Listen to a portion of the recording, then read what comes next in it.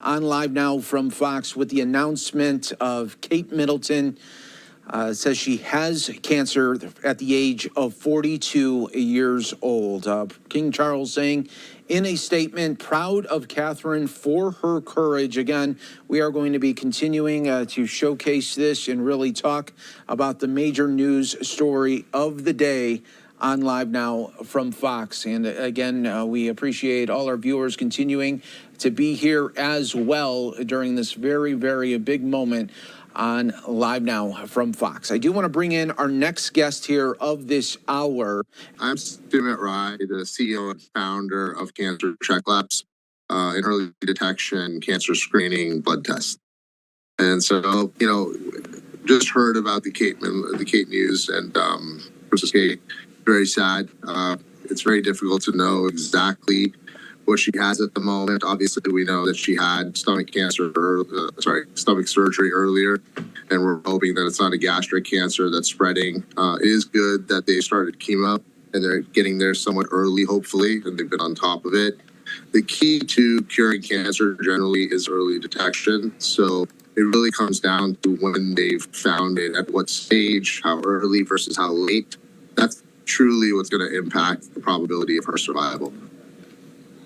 Yeah, that is so true. Where early detection always key for this moment. And when we first heard that Kate Middleton was going to the hospital, that was back in January, and she stayed in the hospital for 13 days. Is that the type of situation where when someone is going, that a doctor may see something that in a checkup they don't expect? And is that how a lot of these things are uncovered?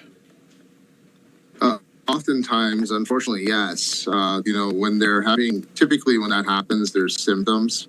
So she was probably experiencing some form of symptoms from the disease.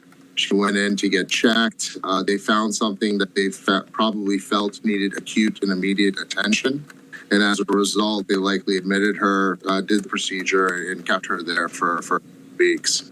With regular screening, if you kind of go in for a mammogram or if you go for a blood test like ours or whatever the case might be, they'll usually detect something. They'll do more, downstream workups, more imaging, more blood work, and you'll come in over a period of time. So the fact that she went in probably was symptomatic, which is what caused her to likely go in, and then stayed there, was admitted, and went into an immediate procedure, likely means that there's probably some advancement and something of concern that needed to be addressed immediately. Now they're obviously seeing that whatever they did at that time may have been insufficient, which is why she's going through chemo. She needs further treatment to try to eradicate the cancer in its entirety. And of course, this is happening to someone that is in the public eye. Millions and millions of people follow her story, and the royal family is such a big moment for so many people. Do you think with this announcement that she had the courage to put this video out, what do you think this will do for other women in hopes of trying to get preventative screenings?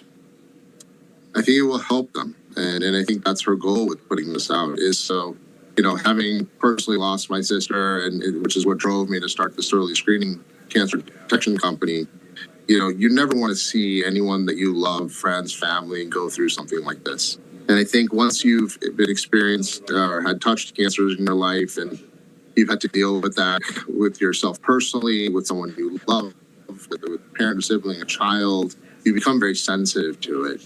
And I think because she's going through it, she's also become very sensitive to other people going through a similar plight.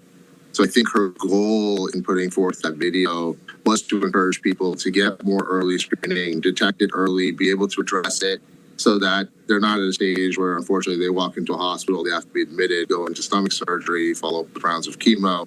You want to try to minimize as much of that as possible with early detection.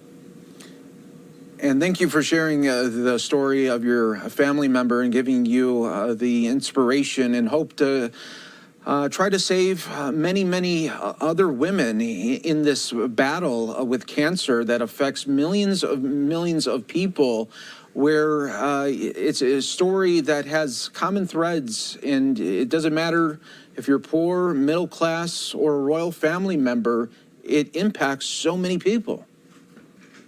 Yes, it does. It's unfortunate that cancer is so indiscriminate. It hits all socioeconomic classes. It hits all ethnicities. It hits everyone of all ages. You know, you have pediatric cancers, then you have people that are elderly that develop tumors and leukemias and blood cancers. It is something that's truly indiscriminate. And you know, last year alone, there were over 10 million recorded deaths in cancer.